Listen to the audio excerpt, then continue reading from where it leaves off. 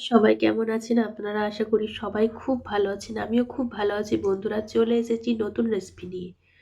বন্ধুরা আমি আজকে করতে চলেছি দেখুন, এখানে আমি দুধ থেকে তোলা মাটা দিয়ে ঘি তৈরি করব। দেখুন বাড়িতে কত অল্প সময়ে ঘি তৈরি করা যায়। তার জন্য দেখুন আমি যে মাটাগুলো কিছুদিন যাবৎ দুধের মধ্যে থেকে ফ্যাটগুলো তুলে তুলে রেখেছি, সেগুলো থেকেই এবার ঘি করব। তার জন্য প্রথমে গ্যাসে একটা কড়া চাপিয়েছি আর এই মাটাটা দিয়ে দেব, দিয়ে ভালো করে নাড়াচাড়া করব।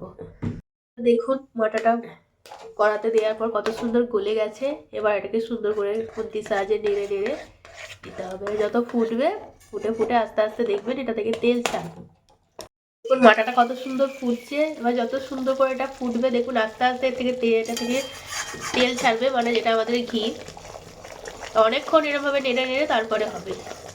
কি সুন্দর ঘিটা কত সুন্দর হচ্ছে দেখুন। আরও খানিকক্ষণ কতটা ঘি বেরিয়েছে দেখুন এটা থেকে।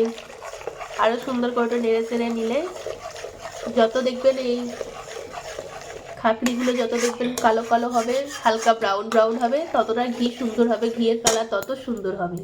এইভাবে নেড়ে নেড়ে যতক্ষণ নাড়বো ততক্ষণ ভালো। বেশি না নাড়লে তলায় ধরে যাওয়ার খুব সমস্যা থাকবে প্রথম দিক থেকে। দেখুন আমাদের ঘি তৈরি হয়ে গেছে।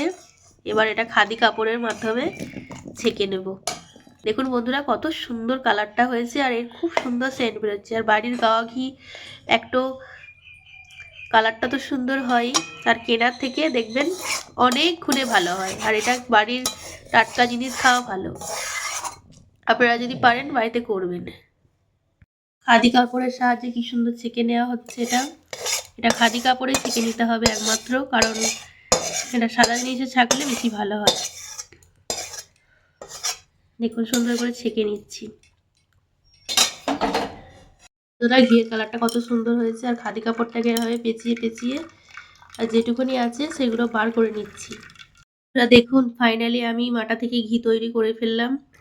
এই পদ্ধতিটা আপনাদের কেমন লাগলো অবশ্যই জানাবেন। অনেকে হয়তো সর থেকে ঘি তৈরি করেন, সেটাও হয়, কিন্তু এইভাবে মাটা থেকে করে দেখবেন তার টেস্টটা অনেক গুণে সুন্দর হয়। যেহেতু মাটা থেকে হয় সেটা না, সেটার টেস্টটা বেশি ভালো হয়। আপনারা সবাই একটু বাড়িতে তৈরি করে দেখবেন। আমার ভিডিও ভালো লাগলে চ্যানেলটি সাবস্ক্রাইব করে পাশে থাকুন। ভিডিওগুলো লাইক কমেন্ট শেয়ার করবেন বন্ধুরা। সবাই সুস্থ থাকবেন, ভালো থাকবেন। আমিও আরও অন্য ভিডিও নিয়ে পরে কোনো ভিডিওতে আসছি।